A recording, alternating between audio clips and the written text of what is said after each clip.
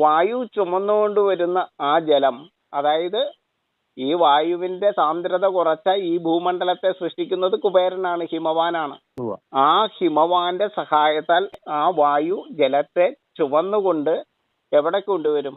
ഈശാനകോണിലെ ശിവന്റെ മാറിൽ ആ മണ്ണിലേക്ക് ജലത്തെ ചേർത്ത് വെക്കുമ്പോൾ ശൂദ്ര ഗുണത്താൽ, വായുവിന്റെ ഗുണത്താൽ, ആ കൃഷ്ണവർണ്ണത്താൽ ജലത്തിന് ബ്രാഹ്മണ്യം ജനിക്കുന്നു. മണ്ണും ജലവും കൂടി ചേരുമ്പോൾ അവിടെ ബ്രഹ്മശക്തി, ജ്ഞാനശക്തിയുള്ള ജീവലോകം ജനിക്കുന്നു.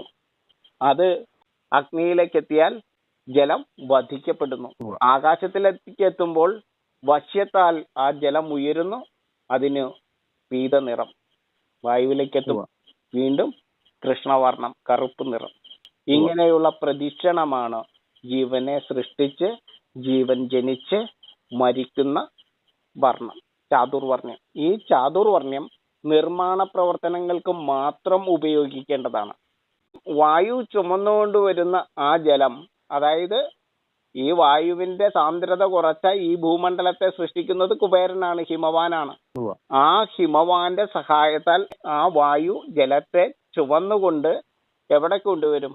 ഈശാനകോണിലെ ശിവന്റെ മാറിൽ ആ മണ്ണിലേക്ക് ജലത്തെ ചേർത്ത് വെക്കുമ്പോൾ ശൂദ്ര ഗുണത്താൽ, വായുവിന്റെ ഗുണത്താൽ, ആ കൃഷ്ണവർണ്ണത്താൽ ജലത്തിന് ബ്രാഹ്മണ്യം ജനിക്കുന്നു. മണ്ണും ജലവും കൂടി ചേരുമ്പോൾ അവിടെ ബ്രഹ്മശക്തി, ജ്ഞാനശക്തിയുള്ള ജീവലോകം ജനിക്കുന്നു. അത് അഗ്നിയിലേക്ക് എത്തിയാൽ ജലം വധിക്കപ്പെടുന്നു. ആകാശത്തിലേക്ക് എത്തുമ്പോൾ വശ്യത്താൽ ആ ജലം ഉയരുന്നു, അതിന് പീത നിറം. വായുവിലേക്ക് എത്തും, വീണ്ടും കൃഷ്ണവർണം, കറുപ്പ് നിറം. ഇങ്ങനെയുള്ള പ്രദക്ഷിണമാണ് ജീവനെ സൃഷ്ടിച്ച് ജീവൻ ജനിച്ച് മരിക്കുന്ന വർണ്ണം, ചാതുർവർണ്ണ്യം. ഈ ചാതുർവർണ്ണ്യം നിർമ്മാണ പ്രവർത്തനങ്ങൾക്ക് മാത്രം ഉപയോഗിക്കേണ്ടതാണ്.